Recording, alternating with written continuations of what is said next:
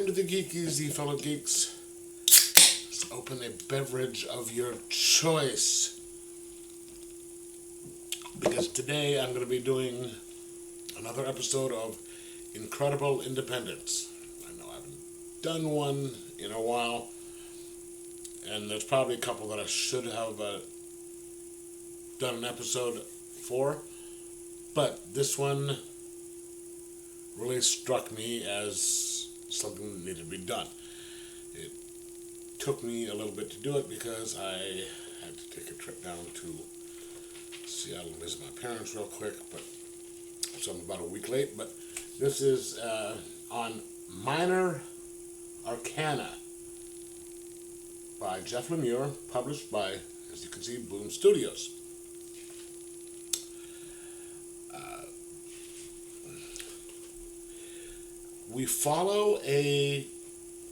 The book follows a character by the name of Teresa St. Pierre, who is going back to this little podunk town called Limberlost. It is where she grew up and where her estranged mother lives.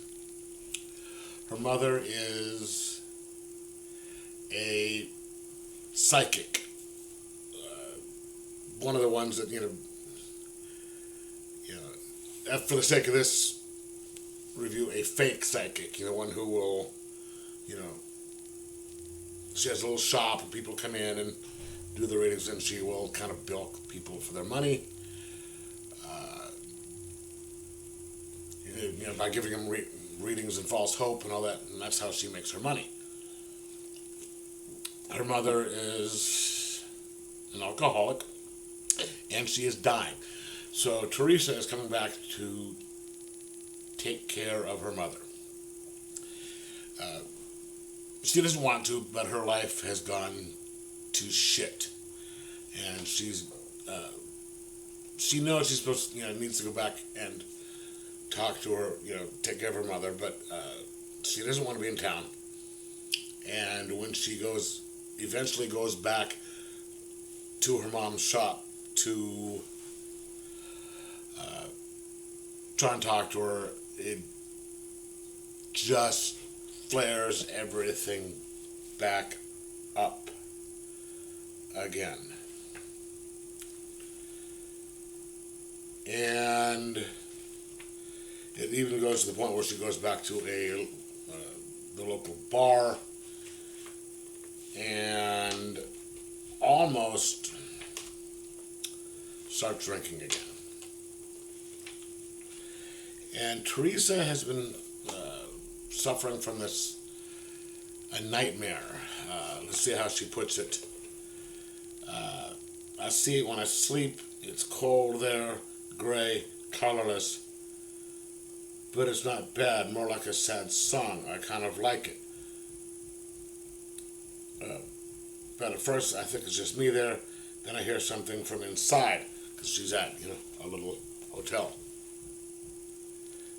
And then I realize that I'm not alone after all. I'm just home. And then that's where it ends. So that's she describes it as a nightmare or a bad dream.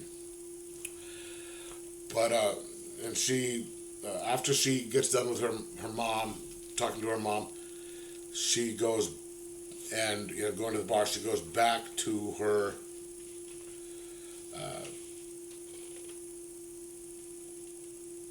she has some memories of a woman that she was very close to, shall we say, in town, and she's like trying to keep her from going and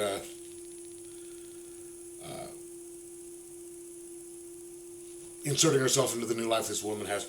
She goes back to her house, her mom's place above the psychic shop. Mom's passed out, sleeps in her room, and that is when a client of her mother comes to the door of the shop wanting a reading. Because she feels her, excuse me, deceased husband is hanging around her and she wants clarification. And, she wants Teresa's mother. And Teresa's like, her mom's not available. Of course, her mom is passed out on the couch, drunk. And she's like, well, I really need a really need a reading, really need a reading.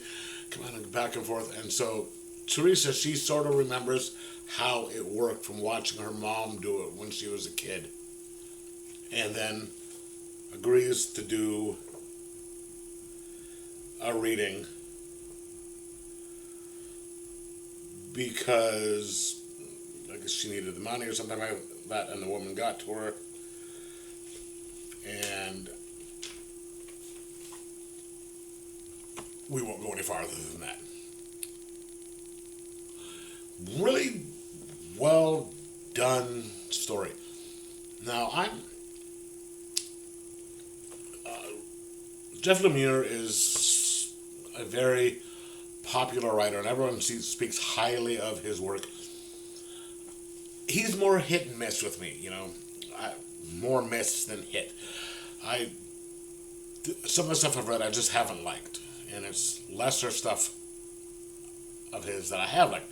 But this is one of the ones that I like. It is really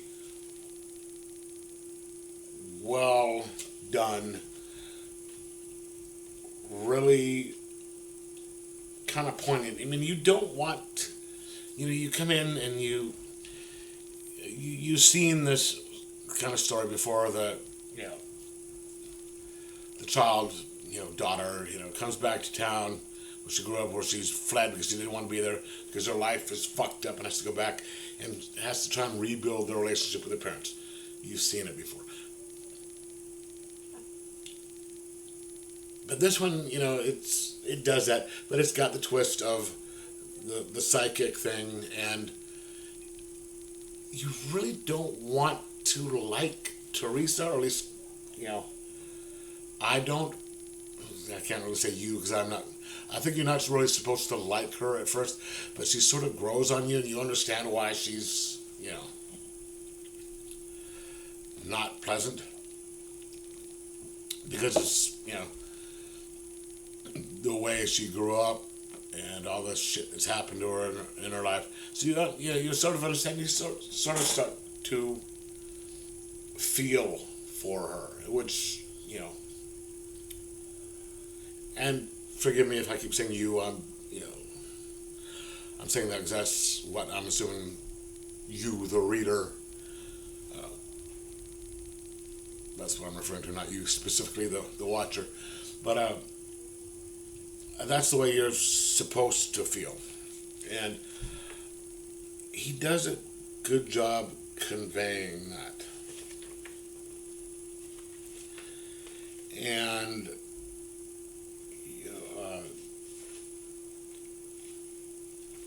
the people are distinct and well defined, and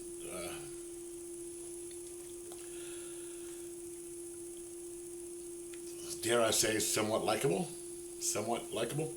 and I know that you'll wind up really rooting for her later in the story. My only issue with this book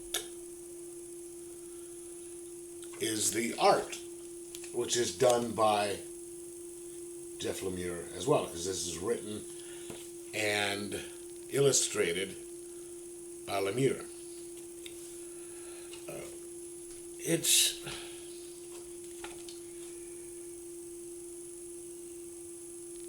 This looks like someone, to me, it looks like somebody who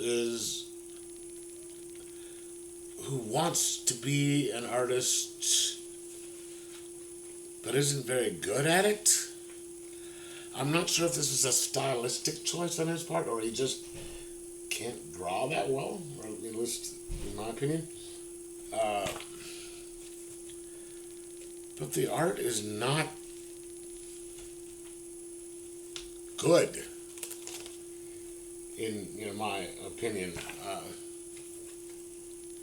He's got a really kind of a stylized way of breaking the panels down and the visual storytelling, which is nice. I mean, it's got a lot of detail as the town and all the different rooms and all that. They're really kind of well done. And then how moody the town gets. I mean, that one right there, that's not bad as to set the tone for the mood and the layout of the town. But it's the facial features and the bodies of the people. I can't. It just doesn't do it for me, and that takes down the ranking a little bit up for me. Because for me, the story and art need to be good. A horrible story can have great art. For example, the All-Star Batman and Robin by Frank Miller. Horrible story. Well, not horrible, but and fantastic art by Jim Lee. And you can have a really great story with inferior art, and there's quite a few examples on that, but sort of like this. So that's going to take it down. But, so, to review it, I mean, the review is just, young woman comes back after her life goes to hell, break up with her, another very good friend, shall we say, to take care of her ailing mother, who she does not have a great relationship, and winds up taking over her mom's psychic shop, building the relationships type of story. Now I'm gonna give this a 4.25 out of 5. The reason why it is that low, and the story would be a lot higher if it was just the story. But the reason is that it's that low is because of the art. I wish he would have had somebody else doing the art, but he hasn't. So it's going to suffer for it. So this is covered here. Great story, not so good art. 4.25 out of 5. And let me know what you think of it or thought of it if you read it. And like, subscribe, most of all, enjoy your comics.